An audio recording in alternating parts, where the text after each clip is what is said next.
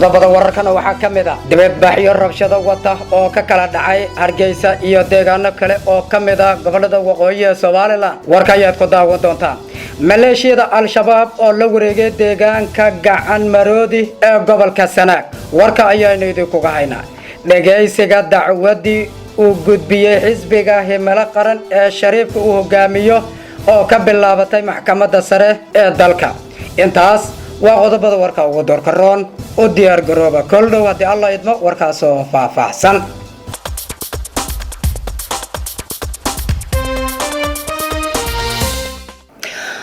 warkii fidsan magaalada Hargeysa xarunta gobolada waqooyi ee maamulka Soomaaliland maanta waxaa ka qabsoomay dibadbaxyo uu cilaamiyay gudoomiyaha xisbiga wadani Cabdiraxmaan Maxamed Cabdullaahi Cabdiraxmaan Ciro oo dhawaan shir jaraa'id ku qabtay magaalada Hargeysa dhaliil xoog leh uu jeediyay madaxweynaha maamulka Soomaaliland Muuse Biixi Cabdi kuna tilmaamay inuu yahay kaliya taliye sidoo kalena ku eedeeyay inuu yahay ninka ugu maamulka xun ee ka jira Soomaaliya arrintaas oo Muuse Biixina dhawaan si adag uga jawaabay ayaa haddaba xalay taliyaha ciidanka booliska Soomaaliland Sareeya Gooto Maxamed Aadan Saqadhi waxa uu ku goodiyay in wax dibadbaxan la qaban karin hayeeshee waxa amarkaasi jabiyay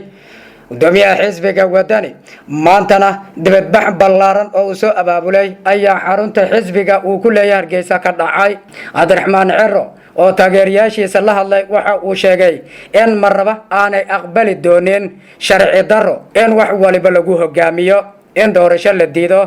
in wax waliba la maroorsado waxaana dibadbaxaas iskugu yimid bulshada taageerayaashu waa xisbiga wadani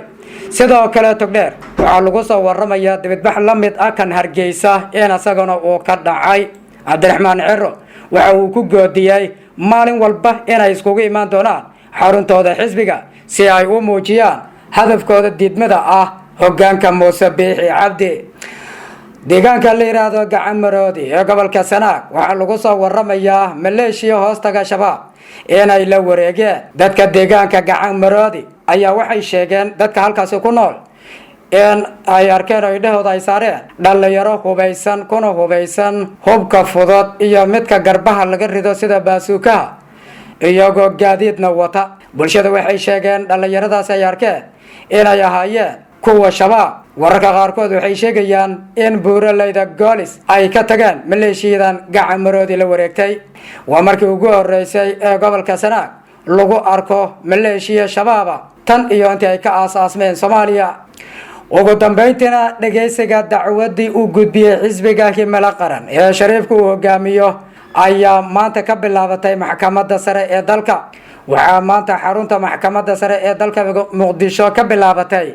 dhageysiga dacwadii xisbiga himilo qaran uu u gudbiyay maxkamadda Shariif Sheekh Axmed madaxweynihii dowladda ku meel gaarka haddana ah hogaamiyaha xisbiga himilo qaran sidoo kale ah hogaamiyaha madasha xisbiyada midoobay ayaa dacwadiisa waxa uu geeyay maxkamadda sare isagoo kaga cabanaya caburinta lagu sameeyay dhinaca siyaasadda oo dowladda federaalka madaxdooda ay ku sameeyeen xisbiga himilo qaran ayaa bishii hore maxkamadda sare ee dalka u gudbiyay dacwad ka dhan ah xayiraadii lagu sameeyay Shariif Sheekh Axmed xilligii uu ku wajahnaa Kismaayo munaasabadii Kenyaanka Kismaayo ay ku qabsadeen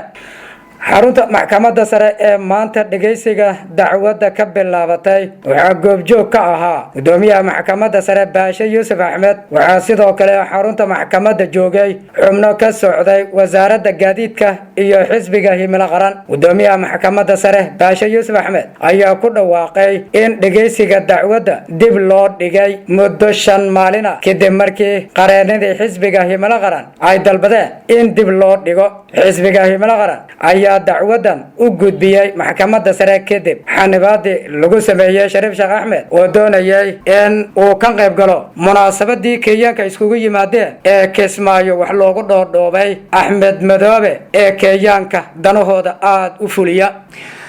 warkaad ka daawanaysaan TV-ga danan daawadayaal xilligan waa nageenta waa ku mahadsantihiin daawashada warka iyaga warka xiganta inuu ku wada kulmi doono nabadgelyo.